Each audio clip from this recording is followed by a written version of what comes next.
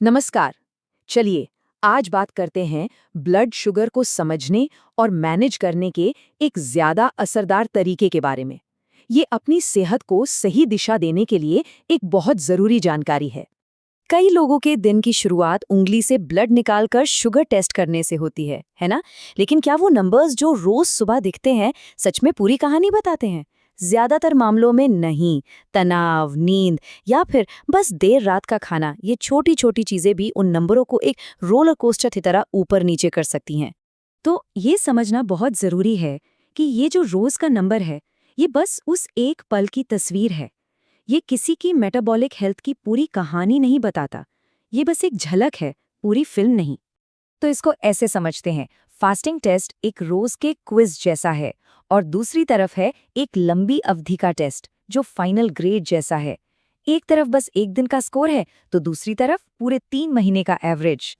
तो साफ है कि एक बेहतर तरीके की जरूरत है जो रोज के उतार चढ़ाव से ज्यादा कुछ बता सके। और यहीं पर HbA1c टेस्ट काम आता है, जो हमें एक ज्यादा स्थिर और भरोसेमंद तस्वीर देता है। इसे एकदम सरल भाषा में समझते हैं। जब खून में लंबे समय तक शुगर का लेवल ज्यादा रहता है तो वो शुगर हीमोग्लोबिन नाम के प्रोटीन से चिपक जाती है, बिल्कुल वैसे ही जैसे शहद किसी चम्मच से चिपक जाता है।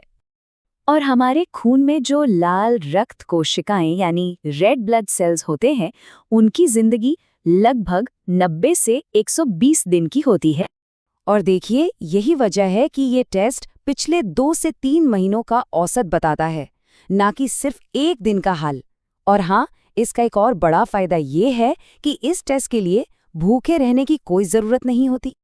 ठीक है, तो अब ये तो पता चल गया कि HbA1c क्या है, लेकिन सवाल ये है कि इन प्रतिशत का, इन नंबरों का असल में हमारी सेहत के लिए क्या मतलब है। तो देखिए, हेल्थ ऑर्गेनाइजेशंस ने कुछ स्टैंडर्ड रेंज तय की है। 5.7% से नीचे सब सामान्य है, लेकिन 5.7% और 6.4% के बीच का लेवल एक चेतावनी का संकेत है। इसे प्री डायबिटीज कहते हैं, जिसका मतलब है कि डायबिटीज होने का खतरा काफी बढ़ गया है। यह साफ दिखता है कि लक्ष्य इस नंबर को सामान्य रेंज के जितना हो सके उतना करीब रखना है, ताकि भविष्य में दिल, किडनी और नसों को होने वाले बड़े नुकसान से बचा जा सके। तो सबसे जरूरी बात यह है कि 7% से कम का ये लक्ष्य डायबिटीज मैनेजमेंट प्लान का केंद्र बन जाता है। हर छोटा कदम इसी लक्ष्य के करीब ले जाता है। अब आता है सबसे दिलचस्प हिस्सा। इस लक्ष्य को पाने के लिए हमारी पारंपरिक भारतीय डाइट को कैसे अपनाया जा सकता है। अच्छी खबर यह है कि ये बिल्कुल संभव है। शुरुआत करने के लिए एक सरल लेकिन सबसे असरदार नियम है पोर्शन कंट्रोल। इसे प्लेट मेथड के रूप में देखा जा सकता है। आधी प्लेट हरी सब्जियों से भरी हो, 1/4 हिस्सा प्रोटीन से और बाकी का 1/4 साबुत अनाज से। इसमें कम ग्लाइसेमिक इंडेक्स वाले खाने पर ध्यान देना शामिल है। सरल शब्दों में कहें तो ये वो चीजें हैं जो धीरे धीरे पचती हैं और ब्लड शुगर को तेजी से नहीं बढ़ाती हैं। और सबसे जरूरी बात, उन चीजों को कम करना जो ब्लड शुगर में तेजी से उछाल लाते हैं, जैसे कि सफेद चावल, मैदा, मिठाइयाँ और मीठे पेय। ये एक ऐसा सवाल है जो हम सभी के मन में आता है, क्या डायबिटीज में चावल या रोटी खा सकते हैं? और इसका एक बहुत साफ जवाब मौजूद है। तो ध्यान संयम और बेहतर विकल्प चुनने पर है, ना कि अपनी पसंदीदा चीजों पर पूरी तरह से रोक लगाने पर। लेकिन बात सिर्फ खाने की नहीं है। चलिए इस पहेली के आखिरी और सबसे जरूरी हिस्से की ओर बढ़ते हैं, क्योंकि सिर्फ डाइट ही काफी नहीं है।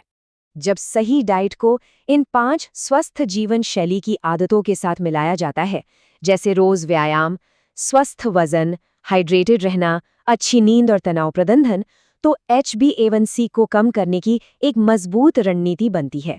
अंत में निष्कर्ष ये है कि अनियंत्रित डायबिटीज के गंभीर परिणामों को रोकने के लिए लगातार किए गए छोटे छोटे बदलाव ही असल में मायने रखते हैं। ये एक मैराथन है, कोई स्प्रिंट नहीं। तो 3 महीने का रिपोर्ट कार्ड आ गया है। अब अगला क्या कहेगा?